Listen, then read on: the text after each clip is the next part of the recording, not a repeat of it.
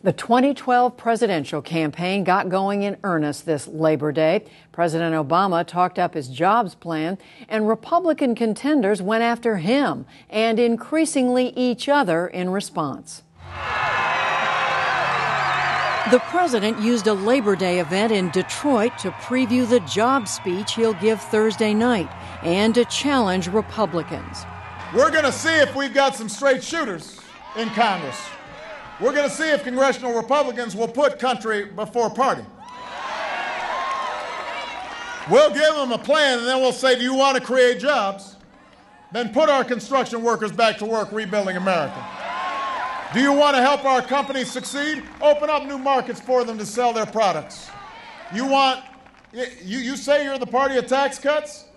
Well, then prove you'll fight just as hard for tax cuts for middle-class families as you do for oil companies and the most affluent Americans. Show us what you got. And with Mr. Obama trying to boost his re-election prospects, the labor union crowd greeted him with the kind of chant he hopes to hear more of. But the president is looking increasingly vulnerable on his stewardship of the economy, especially after last Friday's disappointing report that showed no net job growth in August. And the field of his would-be Republican challengers has ramped up the criticism. In New Hampshire, former Massachusetts Governor Mitt Romney seized on the jobs data as he addressed his first Tea Party rally yesterday. Look, a shutout is okay in baseball. It's not good when you're talking about jobs.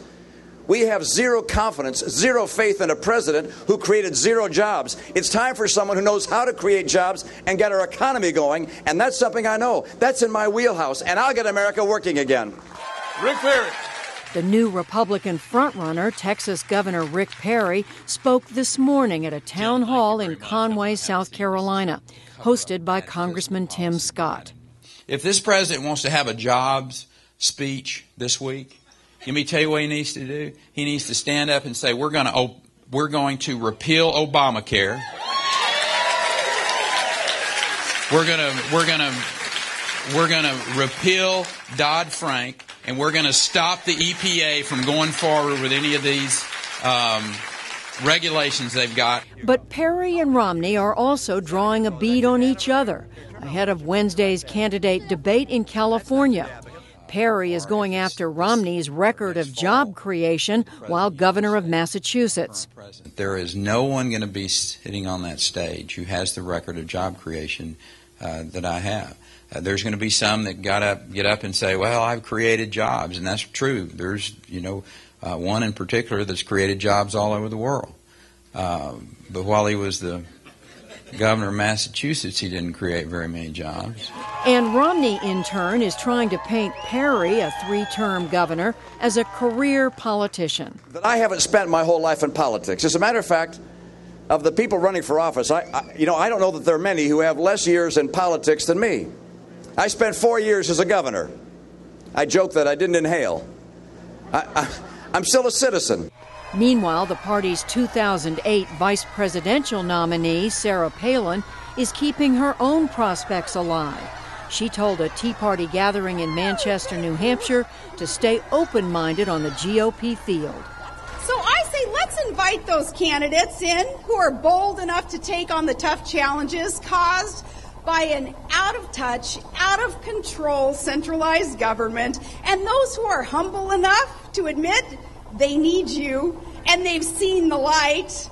They who are willing to confront the challenges that are resulting from Washington's failed policies and incompetent leadership, namely crony capitalism, because that is the root that grows our economic problems. A handful of GOP hopefuls courted Tea Party supporters this afternoon at a South Carolina forum hosted by Senator Jim DeMint, a favorite of the movement. Minnesota Congresswoman Michelle Bachmann said she would make repeal of the president's health care law a priority.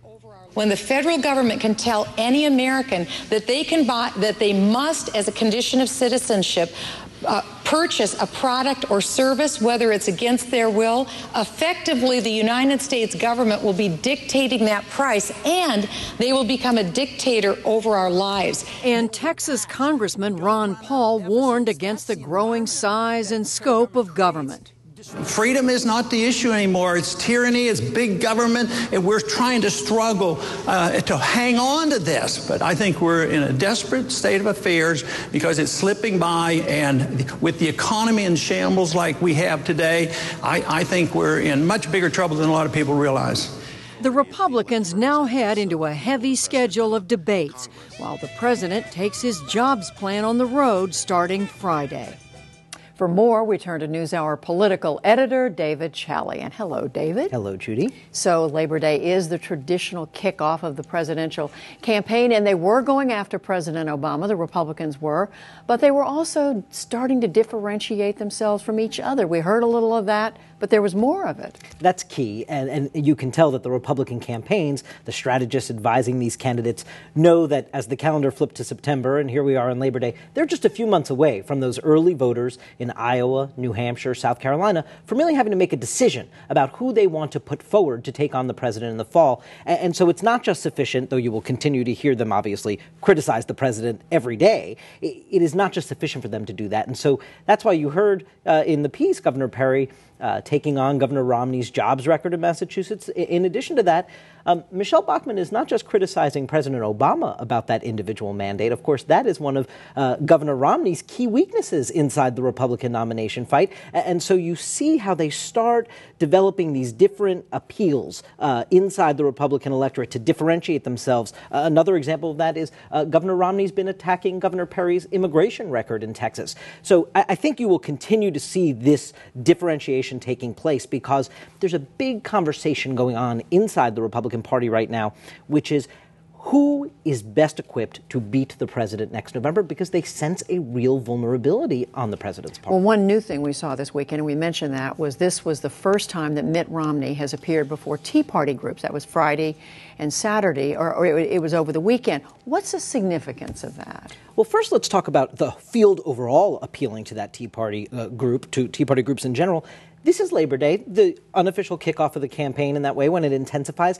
All these candidates know they get extra television and media coverage on Labor Day, and they all chose to schedule, or most of them chose to schedule, this, go down to South Carolina and Jim DeMint and go to this Tea Party group and answer questions that wing of the party is really interested in hearing about.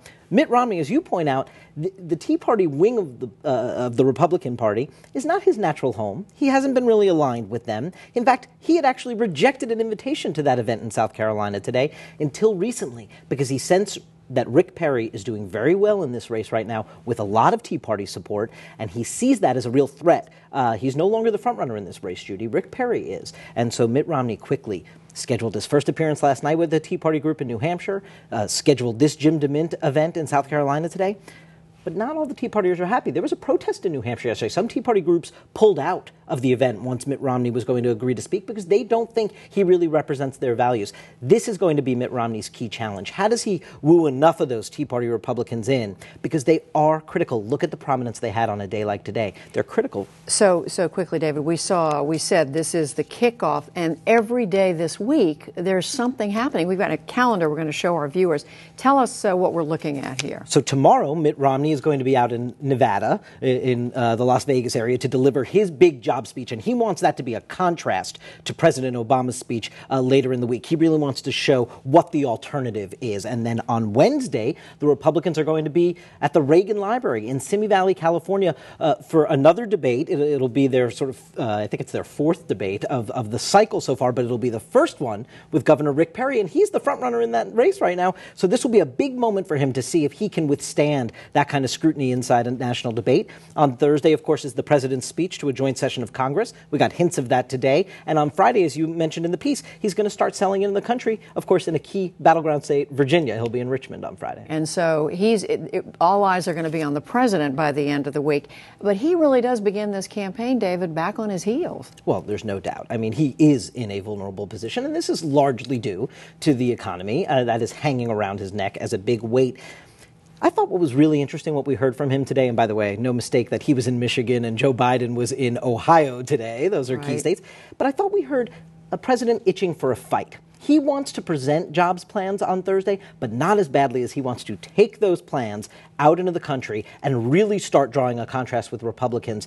He sounded to me like he was willing to have a fight, which his partisans have been asking for. We're all going to be watching it. David Chalian, our political editor, thank you. Thank you.